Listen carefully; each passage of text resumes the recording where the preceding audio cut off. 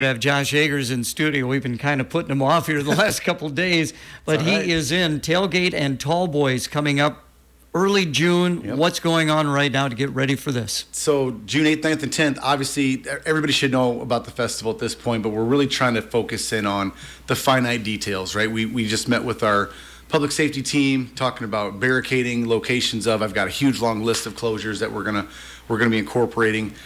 Just kind of making sure that all the businesses that will be the most directly impacted, we're going to meet with them. We've got 2nd Avenue South is like the major injection point, right? That's probably where 75% are anticipated to enter. That's right next to Hardee's, right? That's a street that goes right to pickleball courts. So we've got 6 or 7 businesses we're going to try to meet with tomorrow and just kind of explain to them what this is going to look like. Downtown businesses, 5th Avenue South specifically, talking about putting up some extra signage that people know this is not festival parking. These are still businesses that need to run their operations. We hope that concert goers visit those businesses, but just not park in front of those. So just really kind of calculating out those exact, locations for barricades and signage and directional arrows for people as they start coming into our community. So a lot of detail work going on right now. I would think so. Now, how often do you talk with the people who are running this? Probably 5 to 6 days a week, and it could be just a simple one text question, hey, when do you think we're going to start selling this, or hey, what did we decide on the pricing for that? Or sometimes it could be like a half-hour Teams meeting just to kind of catch up on some stuff, because there's a lot of signage to be ordered. There's a lot of temporary fencing that's going to have to be put up. You've got semi-trailers bringing in production materials. They've got to be able to get to the locations they're going to. So there's a lot of logistics stuff. For example, last week we had one of their IT folks coming to town to meet with our local IT guy. They looked at the pool to kind of see where they can hang some antennas to kind of get the right, projection points and all that stuff. So a lot of that kind of stuff you wouldn't think of, or that's the stuff that's happening now as we're just about a month and 2 weeks out. I would imagine there are so many details. It's got to be mind-boggling a little bit. Yeah, it's almost been like a second full-time job, and I'm not saying that facetiously. It really has. But the hope is get it set, get it right year one. Because if you think about it, we didn't have a single sponsor 7-8 months ago, right? And now we've got almost 100, give or take. Next year, you don't have to get all of those logos, all of those email contacts, all of those names and phone numbers. That part's done. We'll be able to reach out to them much simpler next year, and and get their information out sooner. So all of these documents that were created this year, we don't have to do that next year. So the thought is get it set right the first year, and then just kind of tweak as we go. So year one has definitely been a challenge in a good way, but a lot of work in a good way, but at the same time, we'll be able to just adjust moving forward. Hopefully a lot more streamlined efficiencies than this year was. And of course, you want it to be a success, and yes. For it to be a success, you got to sell some tickets. How's that going? Yeah, tickets are going good. I mean, we're hovering around right around 7,000. Tickets sold. I do know that we have a big push coming in this week. We've got several bulk orders that people have been either local businesses. I know there was one of the factories was getting a bulk ticket order together. I know one of the private businesses downtown was doing a bulk order, so we've got those to submit and turn in. So we don't know exactly how many they were able to collect, but you start putting those numbers in there, that really jumps that number up pretty quickly. So we'd like to get to around 8,000 here pretty soon, and then ultimately close out with 10,000 plus, right? So that's kind of that sweet spot. Is this 10 to 15 is kind of where we thought we could be based on our location, our proximity to other festivals and the spacing in between. They thought 10 to 15 was realistic for this area. So we're confident we'll get there. It's just, in your 6 weeks out, we really got to make that push. If you have not gotten a ticket yet and you still want to get one, there's so many opportunities for promos and discounts to be able to do that. You can go to any of the bars. A lot of the bars are participating in this promo where you can scan this QR code and get a discount price to do that. And I know there's been some question hey, how come everybody's getting all these discounts and promos now? Well, the reason that is because a lot of sponsors, when they come in, they want to have their name associated with a discount, for example. So they pay for that service, so they pay, sponsorship dollars, and in return, they're able to get, these promos. Take advantage of those as you see them. And just, next year when that time comes around, just know that there are promos out there.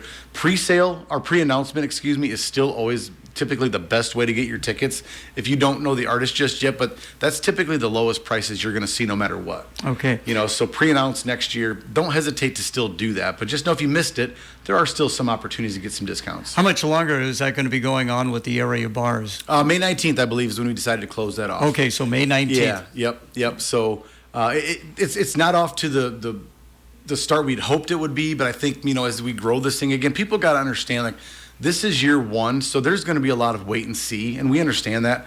But the people that do go to this festival, and they're going to see, when you think about festivals or things that have taken place on the band shell, those are amazing acts. You're talking about acts. There's going to be pyrotechnics. There's going to be like light shows, audio or video boards. I mean, this is going to be like something Clinton has never seen. So the people that are fortunate enough to get a ticket and come to the event, they're going to be blown away by what the product is going to be on the table. So get them tickets. Do not hesitate. Like, it's go time. Okay, yeah, as you said, just 6 weeks out, and we're going to have you again in studio on May 25th. That'll be real fun to talk to you then. What about, community parking, shuttle routes? What do people need to know about that? Yeah, so parking is really broken down in a few different components. So there's going to be the prepaid option, and that should be hopefully going on sale. I've been told by the USA Concert folks that hopefully by the end of the week we'll have that ready to launch. And we'll start in order. The first prepaid parking will be the north lot, which is going to be across from those 2 pony fields, right? So those will be the prepaid lots. So those will go on sale. We'll sell that lot out first. And then we'll go to the Rotary Park lot, which is right across from Happy Joe's. We'll take those spots, and then we'll sell that one. Then we'll jump to Clinton Park and sell those spots. And then we'll jump to, hopefully, the marina lot where the boats are. But if the floodgates are still there and the boats are still there, we'll have to take that option off the table. So you're going to get probably close to 600 spots just between those 3 lots, right? All prepaid. If you want to be like right next to or close to the festival, that's your best chance to do that. The city street parking, that's going to be an option as well. So we are going to have a letter going out to all the residents in Clinton with their sewer bills. So please look through that. Okay. That's going to address like, hey, street side parking is going to be it's going to be a free for all, right? So if you want to make sure your parking spot in front of your house, if you have street side parking, is protected, make sure you got your spot early enough in the day, because as concert goers come to town, they're going to try to park where they want. So to alleviate that, we do have Lincoln Way parking in those green islands in between oncoming and outgoing Comanche Avenue and Lincoln Way traffic. There'll be shuttle parking. So people coming in from out of town, we'll direct them there if they don't have a spot, like that's where they prefer them to go. Hop on a shuttle bus that the MTA will be providing a service for. They'll shuttle you right to 3rd Avenue South, which is a block away from the entrance. They'll shuttle you back after your concert is over. So hopefully that will help alleviate a lot of that congestion as well. How often will those shuttle buses be running, Josh? That's a good question.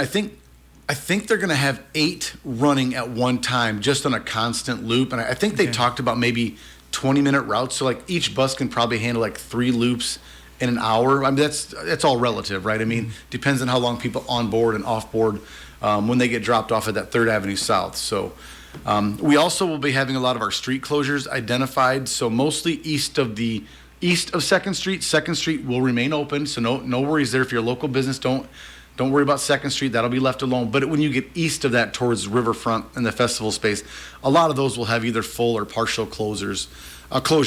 So we're trying to navigate our way through that. And we meet again tomorrow to kind of fine-tune that list before we get ready to launch that. Of course, you're at the Parks and Recreation Department, and you see a lot of people on a daily basis. What are some of the comments you're hearing from people?